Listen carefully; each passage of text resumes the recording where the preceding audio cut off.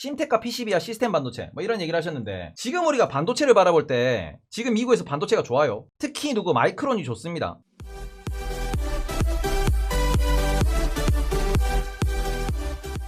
이 부분에 대한 의미를 우리가 잘 찾으셨으면 좋겠어요. 이거는 꼭 말씀드리고 싶은 내용인데, 왜냐하면은 마이크론이 지금 좋다라는 거, 현재 지금 나스닥이 주가가 안 좋습니다. 근데 한번 차트를 볼게요. 오늘 마이크론이 그렇게 빠지진 않을 것 같아요. 보면은 마이크론이 여전히 플러스지, 나스닥은 마이너스지만, 왜 이렇게 어떻게 보면은 그냥 예측샷을 날릴 수 있냐 그러면은, 마이크론 주가 안 본 지 한참 됐잖아. 근데도 지금 나스닥이 이러고 있는데도 마이크론은 좋을 거다라고 표현드리는 이유는, 지금 마이크론이 시장에 던진 이 화두가 꽤나 큰 화두예요. 무엇이냐? 첫 번째, 지금 마이크론이 시장에 던져놓은 첫 번째 화두는 일본 투자, 그리고는 이것에 대한 지원금입니다. 그리고 두 번째, 엄청나게 수요가 증가할 것이다 라는 이 부분에서, 그리고는 공정도 끌어올리겠다, EUV로 우리가 진입하겠다라고 표현했죠. 이거는 무슨 소리냐 그러면은, 일본에 투자한다라는 건 미국과 일본이 가깝다 한 몸이 된다라는 거는 분명한 거고, 여기다가 지원금을 준다. 이 지원금이 중요한 이유는, 지원금은 보호산업에 지원금을 주겠다라고 하는 거고요. 지금까지 우리가 보호산업, 반도체 관련된 이런 거는 뭐였습니까? TSMC의 우리 파운드리, 요것에 대한 지원금 얘기가 나왔고, 삼성전자에 요것에 대한 파운드리 관련 지원금 얘기가 나왔어요. TSMC가 유럽에 공장을 짓는다, 지원금 줄게. 삼성전자가 유럽에 공장 짓는다 그래서 지원금 준다는 얘기가 나왔냐? 안 나왔어요. 미국은 지원금 준다 그러면서 너네 기밀 정보 다 내놔라 그랬어요. 그러니까 이 부분에 대해서 우리는 곰곰이 생각을 해보셔야 된다고 말씀을 드리는 것도 뭐냐 그러면은, 근데 일본은 마이크론의 메모리에 지원금을 준다 그랬습니다. 메모리도 중요하다라고 돈을 뿌리겠다라고 하는 거죠. 그리고는 요런 부분에서 지금 일단은 어떻게 보면은 포인트상으로, 그러면은 우리나라의 반도체는 뭐냐라는 거거든. 삼전이랑 하이닉스가 모두가 아시다시피 메모리 중심인 건 맞아요. 그리고는 우리나라에 들어있는 반도체 소부장 기업들이 대부분 메모리에 납품되는 이런 제품들을 만드는 것도 맞습니다. 근데 꼭 보셔야 되는 거는, 그러면은 우리가 구분하는 메모리 반도체와 소위 말하는 시스템 반도체, 여기에 소부장이 들어가는 게 다르냐라는 거야. 크게 다르지가 않습니다. 이게 크게 다르지 않다라고 말씀드리는 이유가 뭐냐 그러면은, 말 그대로 이 메모리에 들어가는 것과 시스템에 들어가는 거, 이거는 설계상의 차이가 있다라는 거예요. 근데 여기에 들어가는 무엇? 재료는 동일하지. 실리콘을 가지고 만들고 전기를 보내주는 구리를 가지고 만들고, 얘네들을 꼽아야 되는 소켓이 필요하고, 그 소켓들이 한 판에 있는 PCB 기판이 필요한 거지. 그런 이 부분에 있어가지고 시스템 반도체가 메모리 없이 돌아갈 수 있냐? 돌아가기 어렵습니다. 메모리가 시스템 반도체 없이 돌아갈 수 있냐? 못 돌아가요. 그래서 지금 반도체 업계의 한 가지 화두는 메모리와 시스템 반도체를 두 개를 합친 것이 나올 수 있냐라는 거거든요. 근데 이 부분을 서로 합치려고 하고 있습니다. 잘 보시면 우리가 인텔 CPU 같은 거 보실 때, 여기 안에 있는 그 CPU에 달려있는 램 32메가 64메가 이런 게 있어요. 그게 분명히 메모리 몇 기가짜리랑은 다른 형태지만, 얘가 L2 캐시가 어떠고 L3 캐시가 어떠고 이런 얘기 나옵니다. 이거는 시스템 반도체 안에 달려 들어가는 그 안에 있는 그 순간적으로 필요한 메모리 용량이에요. 이거에 CPU에 달려있는 메모리 용량. 그리고는 지금 우리가 DDR5 메모리에서는 DDR5 칩을 중앙에서 컨트롤하는 컨트롤 유닛이 여기 들어가거든. 이마에 딱 박히거든. 근데 이게 기능은 시스템 반도체랑 되게 비슷합니다. 안에 있는 이 내부에 뭔가 데이터를 컨트롤하는 거야. 이 전력을 컨트롤하는 거야. 한번 처리하고 밖으로 내보내는 거예요. 그럼 속도를 더 빠르게 만드는 거거든. 그리고는 삼성전자 같은 경우 여기서 예전부터 연구하던 게 뭐냐 그러면은, 이 두 개를 합쳐가지고 설계할 수 있는 부분을 계속 연구하고 있습니다. 그리고 인텔 같은 경우에도 옵테인이라 그래가지고 자기만의 뭔가 그 규격을 맞춰가지고 저장하면서 이거를 처리할 수 있는 장치를 만들려고 하다가 결국 실패하긴 했어. 계속해서 이 시도는 하고 있습니다. 왜? 궁극적으로는 얘들이 같다라는 거거든. 그리고는 지금도 여전히 이 부분을 뛰어넘어서 또 뭐합니까? SK텔레콤이 이런 얘기하죠. 설계를 좀 더 강화해서 AI 반도체를 만들겠다. 우리는 그동안 별로 신경 쓰지 않았던 무엇? 그래픽카드에 포함되어 있는 쿠다라는 이 프로세서가, 이거는 말 그대로 그냥 그래픽을 연산하는 그냥 노가다 유닛이라고 생각을 했어. 근데 이게 AI 시대가 돼버리니까 오히려 이게 누구를 앞지릅니까? CPU를 앞질렀지. 기술의 정점과 정점은 결국 통한다라는 표현도 여기 있는 건데, 10년 전에 쿠다가 처음 나왔을 때는 저 되게 독특한 아키텍처, 독특한 연산 방법이네 라고 이야기를 했거든요. 근데 이게 10년이 지나고 나니까 오히려 AI에는 이게 없으면 안 돼버리지.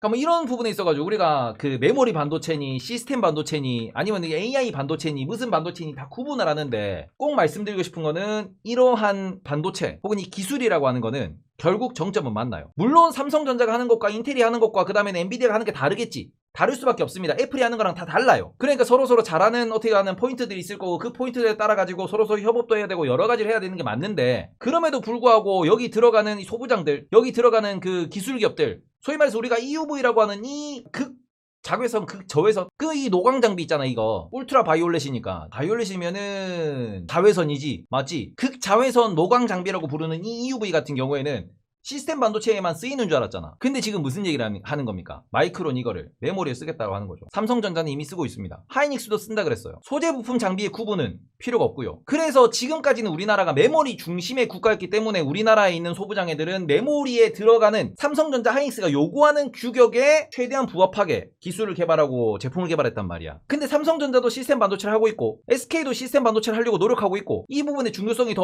올라가고 있다 보니 우리나라 기업들도 거기에 발맞춰가지고 소부장애들도 더 발전하고 변하고 있거든요. 대만의 케이스, 일본의 케이스를 받아와서 뭐 좋게 말하면은 이게 뭐 어떻게 보면은 선행된 기업들의 기술을 어떻게 보면은 뭐 이렇게 뭐 뛰어넘기 위해서 노력하는 거고 나쁘게 말하면 카피하는 거지. 그러면서 만들고 있습니다. 그래서 우리나라의 소부장 기업들에 대해서 긍정적으로 전망하고 긍정적으로 말씀드리는 이유도 바닥에서부터 출발해서 메모리에서는 어느 정도 시스템을 갖췄거든. 메모리에서는 어느 정도 얘네들이 약간 입을 뻥긋뻥긋해. 그리고는 삼성전자가 이쪽으로 투자를 많이 하고 있고 이쪽도 더 시장이 커진다라고 하고 여러 가지 기업들이 시스템 반도체에 대해 가지고 관심을 갖고 있는 지금에서 이게 성공한다 그러면은 소부장 기업들 역시도 레벨업이 되는 거죠.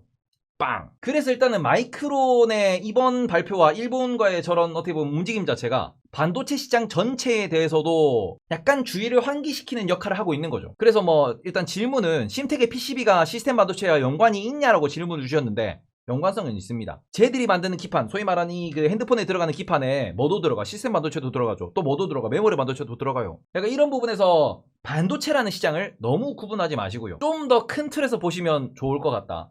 그리고는 또 하나하나의 소재들이 어느 쪽에 특화되어 있다, 어느 기업이 어디 라인에 특화되어 있다라는 그런 구분은 분명히 존재를 합니다. 하지만 그럼에도 불구하고 반도체 시장이 커진다라는 측면에서 얘네들이 대부분 함께 커질 수 있다라는 점을 좀 기억하시면서 삼성전자, 하이닉스 뭐 등락 좋고 매수매도 많이 하시고 또 적금으로도 많이 들어가신다. 다만 여기에 핵심적인 소부장 기업들도 테마주 말고 핵심 소부장 기업들도 메모를 해놓으시고 원익 IPS, 원익 머티리얼즈, 원익 QNC 좋지, 주성 엔지니어링 좋아, 한미반도체도 좋아요. 여러가지 기업들이 존재합니다. 뭐 동진 세미캡도 존재하고 솔브레인도 존재하고 정말 많아. 근데 걔네들이 어디에서 어떤 기술을 갖고 있는지는 어느 정도는 좀 공부해 놓으시고 리노공업, 오늘 뭐 많이 간 ISC 다 좋아요. 기술력 많이 올랐습니다. 하나 마이크론, 하나 머티리얼즈 얼마나 많아. 근데 그런 애들에 대해 가지고 좀 더 어떤 기업이 더 핵심적인 기술을 갖고 있고 어떤 기업이 좀 더 사람들의 주목을 받는지 구분을 해놓으시는 것도, 그리고 그런 부분에 있어서 내가 매수 매도 포인트를 잡아가시는 것도 투자에 있어가지고 분명히 성공하는, 분명히 하나의 방법을 찾을 수 있는 수단이라고 생각을 하기 때문에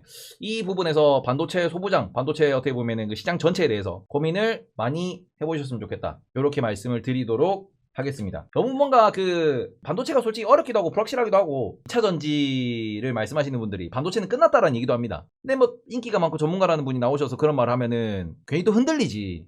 근데 저는 그 부분에서 한국 시장도 중요하고 한국 투자자들의 뷰도 중요한데 글로벌 투자와 글로벌 움직임도 중요하다고 말씀을 드리고 싶어요. 한국에서는 2차전지, 2차전지 하는데 글로벌에서는 지금 전기차 물음표라니까. 그리고는 전기차에도 어디 부분을 주목하냐? 자율주행, 전장, 거기에 들어가는 반도체, 그리고 거기에 필요한 전력 반도체, 이런 데 집중하고 있습니다.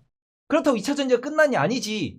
왜? 전장, MLCC, 전력 반도체 다 전기차를 위한 거잖아. 서로 왔다 갔다 한다니까 계속. 그리고 우리나라는 두 개가 다 있잖아. 왔다 갔다 한다니까. 그러니까 우리나라 투자자 기준에서는 반도체와 2차전지의 큰 틀의 스윙, 큰 틀의 순환매도 어느 정도 눈치를 보셨으면 좋겠다. 이렇게 좀 말씀을 드리도록 하겠습니다. 시스템 반도체 vs 메모리 반도체 다시 보기 잘라놓고